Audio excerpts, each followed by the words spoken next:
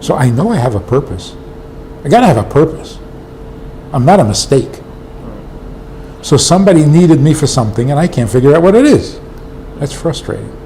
What about, I mean, there are plenty of people that say that they just don't believe in God, or that God doesn't exist.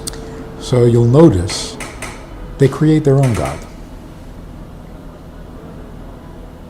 It's like Bob Dylan's song, everybody's got to serve somebody.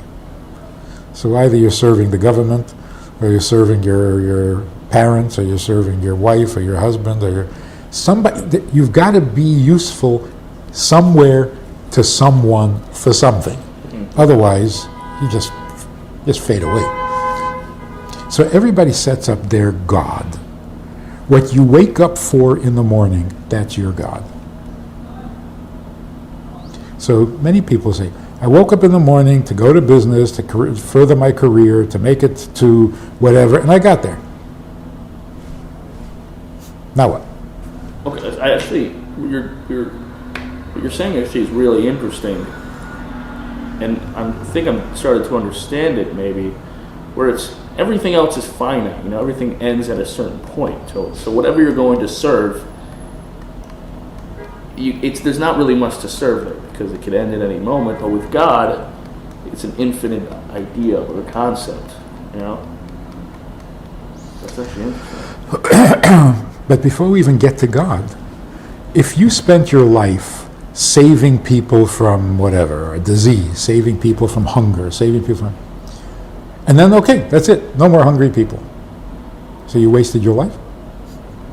No. Of course not. Because what you did for them will go on forever. Now they're going to have kids, and their kids are going to be healthy. And so even before we get to God, if you're doing something for someone else, that has a permanence, that has a life of its own. But if you're just gathering stuff for yourself, so now you got the car you wanted, you got the house you wanted, you got the yacht you wanted, and you've been to every exotic location and you've checked it all out. Now, that's a dead end. Now it's over. So it's not what you can do, but who you can do it for. And the same is true with marriage, and the same is true with Judaism. Judaism is not what you do, it's who you're doing it for. Religion is, if I do this, will I get that? You're not doing it for someone, you're doing it for something.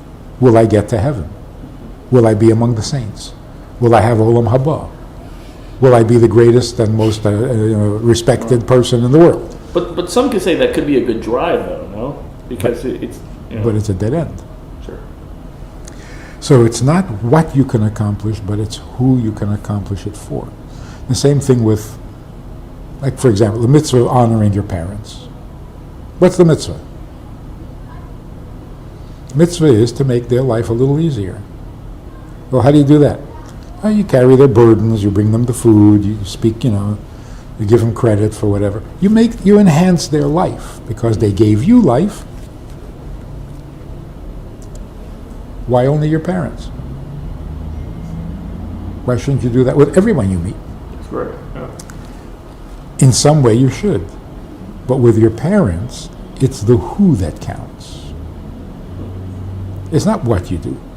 It's realization of who you're doing it for. You think about it in the negative. You make fun of somebody. Not nice. You made fun of your mother? There's a bigger weight to it. Whoa, that's like a completely different... Yeah. Your own mother? What do you do? So it's the who. And the same is true with every mitzvah. Put on tefillin, keep Shabbos, keep kosher. For who? For who, not for what.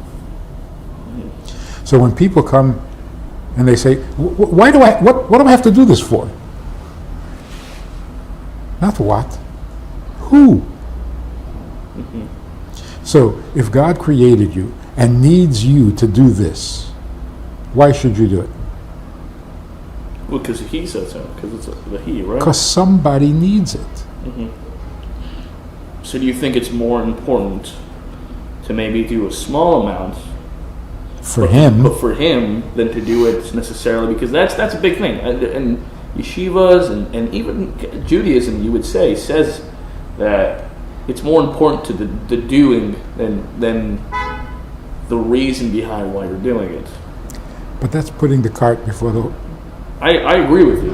What comes first? The cart or the horse? I don't know. Who came first, the chicken or the egg, right? If you are committed to doing for him, then you would do it all. Naturally. Maybe, but I mean... If you're committed to him, you know. It's difficult, you know? Of course it is. Yeah. You have to be really inspired. But if you're not committed to him, how many mitzvahs are you going to do? One less than yesterday. Right. Like every day you're going to do a little less because what? Right. What Or you could, you know, everybody's on their own level, right? Everybody's trying to appreciate God or experience God or understand God or what is God. You know, you have a bunch of religious Jews walking around and they're just doing things to do, you know? They grew up doing it and they're comfortable. Yeah. Yeah. And whatever. I mean, if they're happy, they're happy. I don't have to That's necessarily have a problem with it, but the biggest issue I have with a lot of and this is, I think, what necessarily Chabad stands for, is just people coming with this idea that you should know better. You know, I've had this before where people are like, "You want to put on tefillin?" I'm like, "Yeah, I'm not really in the mood today." It's like, "Come on, you know what's right for you." What's right for you? Yeah, you know what's right for you, and that's just like, come on, man, you don't even know what's right for you. That seems to be what bothers me the most, because I don't have a problem necessarily with religious Jews. Okay. But So let me give you a different perspective. No mitzvah is right for you. Because if it's right for you, it's not a mitzvah. Then it's just you being you. But What do you need a mitzvah for? You need a mitzvah to tell you what's right for him. Because you'll never guess. If somebody came to you and said, guess what God wants? Would you ever say, he wants me to wrap a leather box on my arm? Would you ever? yeah, You can't do his thinking for him. right. So if you want to know what he wants, well then Yeah. it works for him. It doesn't work for you. The beauty of a mitzvah is it's not what you need. What he needs, what he wants. So a hungry man knocks on your door. He says, "Can you please give me something to eat?" And you say, "No, I don't need this." I know you don't need it. I know you don't need this. I'm the one who's starving here. So you want to give me a sandwich or no? So no, I really don't need this. Right. That's why tzedakah is a mitzvah. Not good for you. It's not good for you. Right. It cost you. So where did God get lost in the picture? You got to do this. You got to do that. How come you're not doing this? Who's speaking here? Whose voice am I hearing? And like you say, most people grow up saying, "Oh, it's the voice of the community." I don't worship a community Right. unless they're my community who do what I wanted.